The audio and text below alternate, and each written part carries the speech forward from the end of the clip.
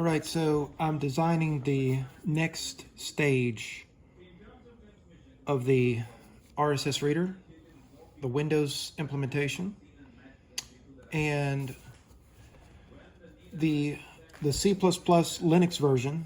I originally designed that on paper. All of my great designs for software, the really good ones, I do them on paper. And so I had a dream the other night. It was I think it was this week. So I was like, how do I want to evolve this system? And so I was thinking about, you have multiple threads, right? You have multiple feeds. And I've already solved all these problems in the Linux version, but what I want to emphasize as a main point is that C# and C++ are different. C# and C++ are different. They are not the same thing. .NET is completely different than what you have as software frameworks in the Linux environment. Okay? One is not better than the other, right? They are just different.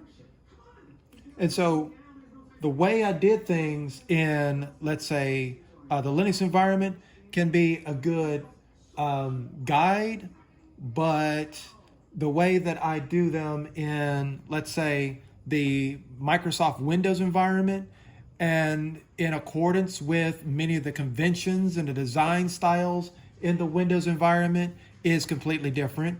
And so, it's like what I want to do is be able to produce a solution for the Windows version that works well with the tools and the conventions and I guess you would say the philosophy that is more active in the Windows environment, right? I want to make sure that what I do is appropriate for the environment I do it in. So I was thinking about multiple feeds, right? And I was like, you know what? I'm thinking more like a tree. Like at the base of this, I have the database, right? In this case, it's in SQLite format. So I got the database. And then I need to be able to spring out of this database multiple feeds, right? And that part is easy.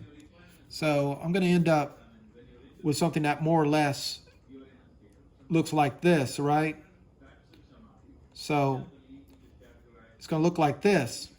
And then, so each one of these lines, those are the feeds.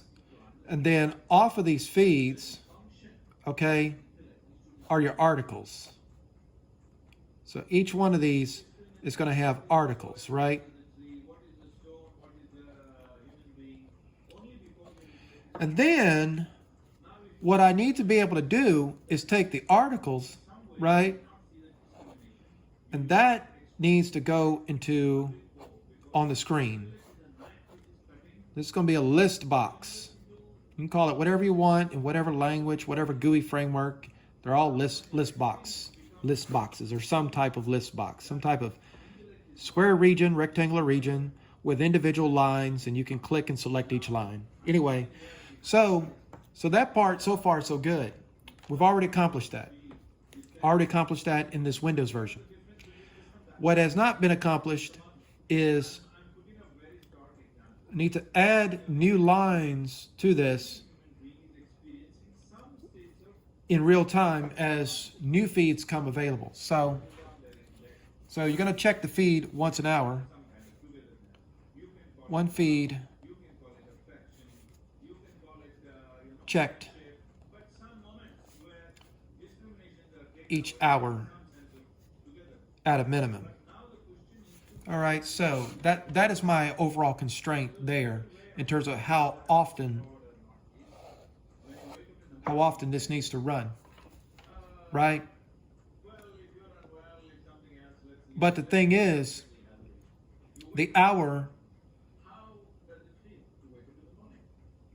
is not always the same for each feed. What I mean by that is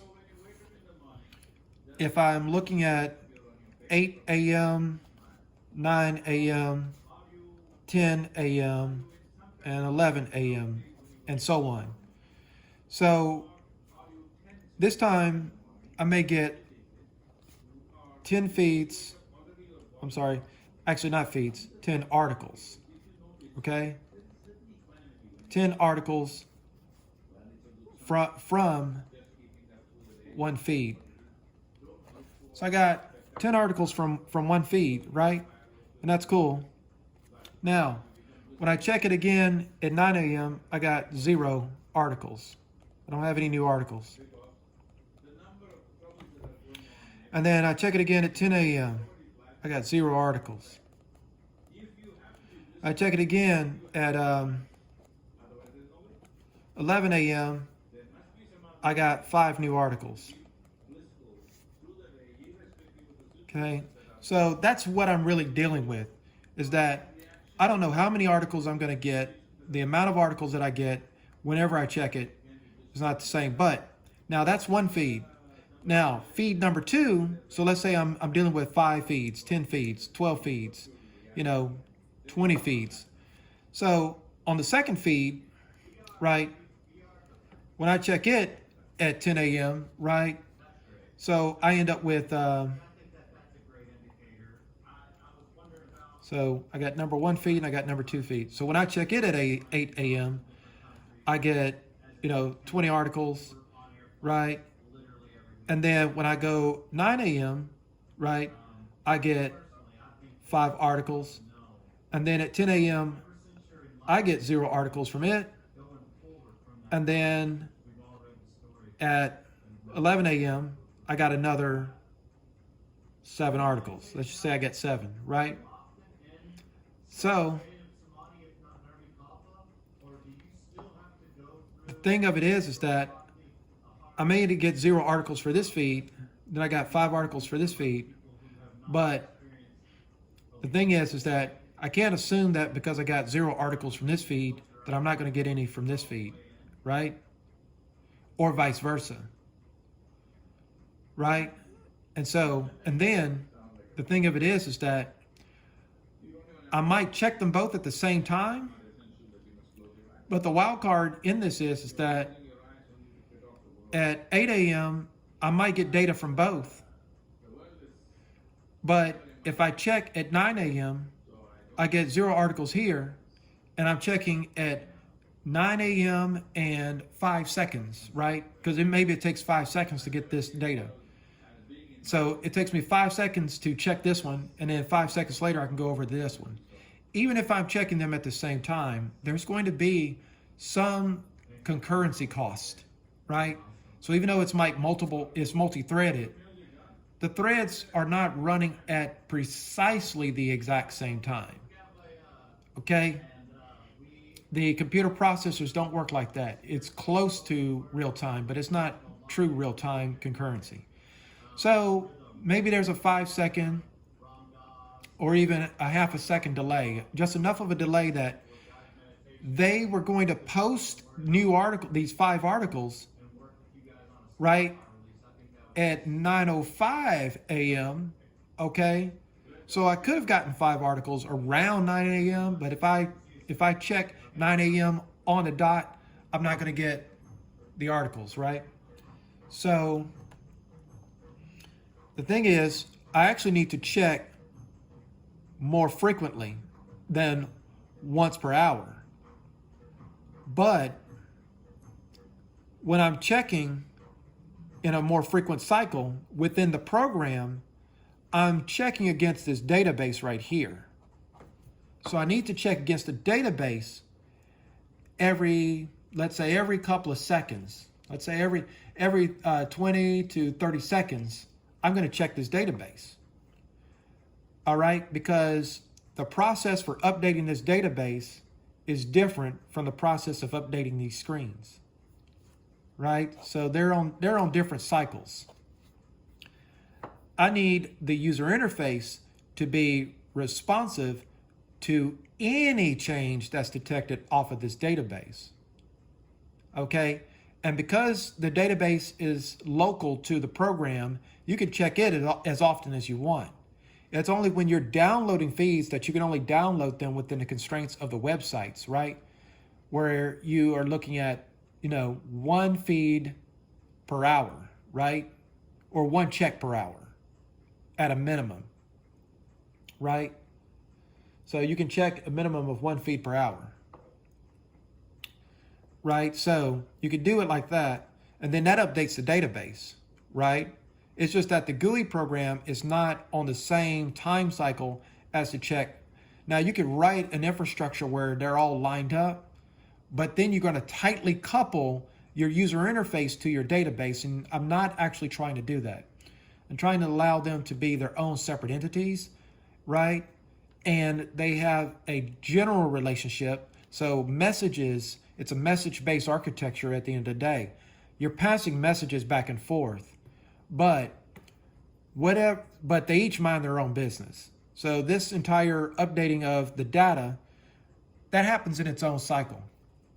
So then the user interface is going to source off of this database into a tree, right? And then I'm going to need threads of execution that's going to go through the list of feeds and source the data off of these feeds, and then at each check interval, detect the difference. So I need to detect the difference between what I call current and added. So I'm not going to take, so in this case, if I got, I'm gonna actually just draw it out because I actually do think visually. I've learned how to think non-visually, but at the end of the day, I do principally work off of a visual. So how many I got here? 1, 2, 3, 4, 5, 6, 7, 8. Okay, so let's say 1, 2, 3, 4. So I've added 4 articles for this particular feed. So when I click on the tab, so I got multiple tabs up here, right? I got tab number 1, tab number 2, tab number 3, tab number 4, and tab number 5. So I'm on tab number 1 right now. So when I click on it, right, and I've populated the list box with these 4 articles, when the next update cycle takes place, and I see that I've gotten 2 more. Now, here's the thing. I'm actually going to get a total of 6 rows from the database every time I check. Every time. I don't want to reapply the 4 existing rows that I've already updated on the user interface. I only want the 2, right?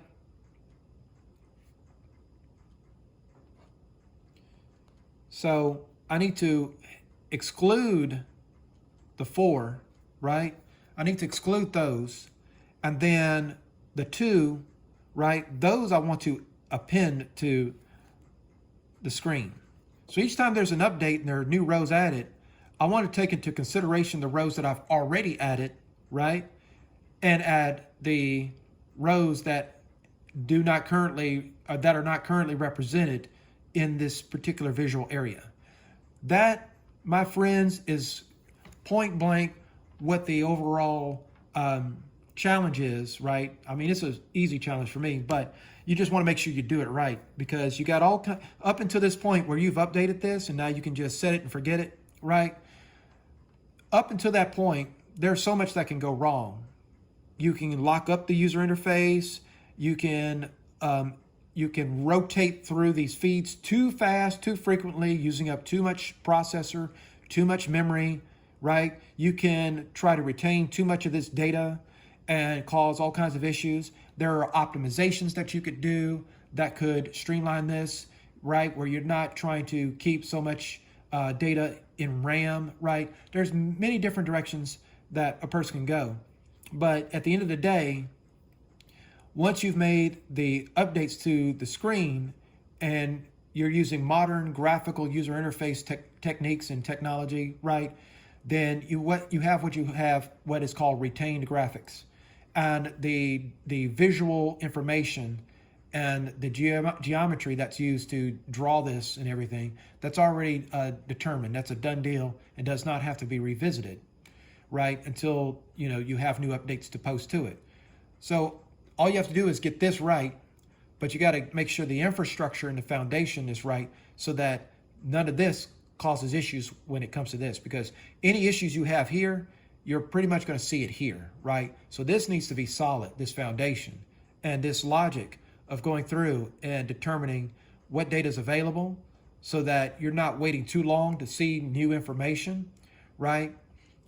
Based on all the experience that I had and all the studies I've done, doing it this way is going to be the best way. So having a tree and having nodes off the tree and being able to treat those nodes in a multi-threaded fashion is going to be the best way to address this and do this even independent of how you click. So you could be clicking on a tab and then off a tab onto a new tab, and you still need to update the user interface in real time, right?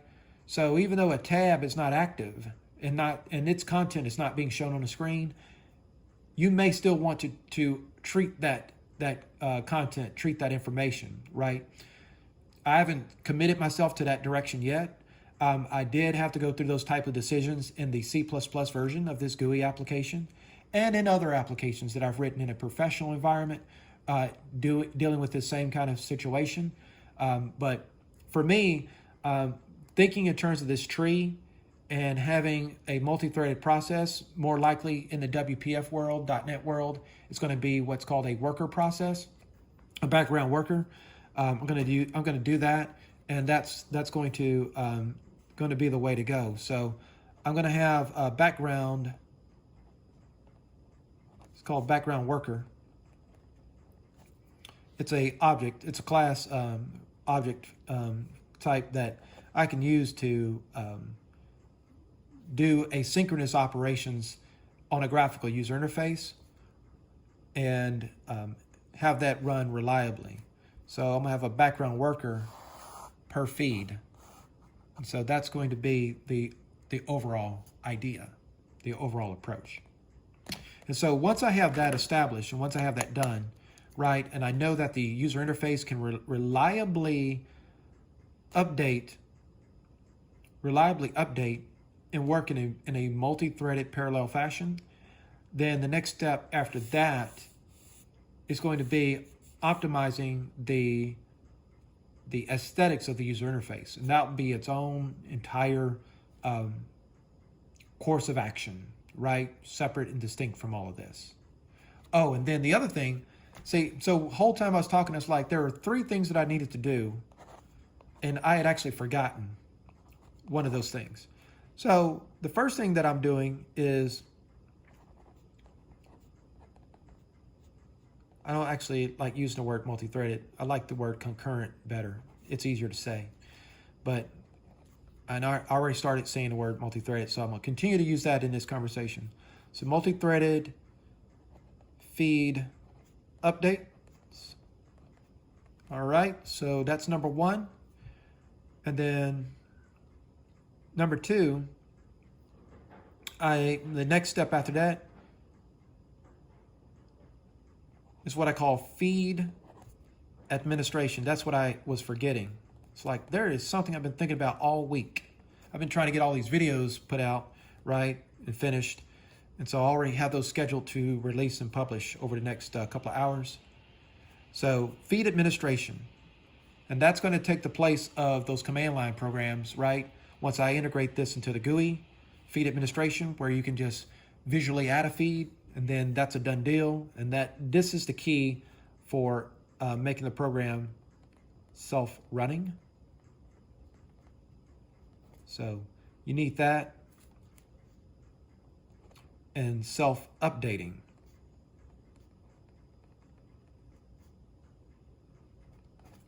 Right, and then finally we got aesthetics. I actually have more experience in aesthetics than I do anything else. I have more experience in aesthetics than in code, than in technology, than information technology, all of that. I've been doing aesthetics since I was 5 years old. I've been doing aesthetics since I was 5 years old, right? So do you realize that that means I have almost 40, no, not almost, I have over 40 years of experience in aesthetics. But thing is, I may be very aligned with aesthetics, but like I said in the previous video, polishing this UI means absolutely jack squat if the foundation and the rest of it is not at the right level. There's nothing worse than putting something together that looks great, but it's just not industrial grade. It's not, world class, behind the scenes. It just, it tugs at you. And so I want to make sure I have this to the best that I can muster in the time that I have allowed, because I'm not going to give this infinite time. That I got the foundations where I need them to be for this reference software application, and then I'm going to wrap it up with aesthetics. Once it starts looking beautiful and pretty and got colors and all this kind of stuff, you know that I'm about to wrap this up. That's my signature on all of my projects, is that it's never really getting to completion until I'm actually starting to work on graphics. I work on graphics and visuals, and even for back-end stuff, you need graphics and visuals. I'll explain that one day. But even for back-end stuff, you need graphics and visuals. There's aesthetic treatments that many people don't apply to what we call infrastructure and back-end. But for me and all the projects I've done, the majority of them, my signature that it's about to wrap up is when I go real heavy on aesthetics, because at that point I got nothing else to do. I've gotten all the foundation done. So this is what's been running in my brain, some of the visual aspects of it in terms of how the code, I've seen it visually. And then this is my overall course and that I've charted as the next step now that I've gotten the custom RSS API in place, and I got a lot of the API tested through those command line programs that I've been talking about in the previous videos. And so now I'm ready to put a stronger focus on the user interface to get it where I want it to be, so that it's more representative of the type of work that I'm accustomed to doing in a Windows-based environment. And then after all of that, I'm going to do a hard shift into Linux software development, because I have some ideas there that I want to do, and I want to incorporate ChatGPT and some artificial intelligence aspects with that whole process. And so once I finish the aesthetics on this, these will be the last videos and discussions I have for a good while on anything related to software development in the Microsoft arena.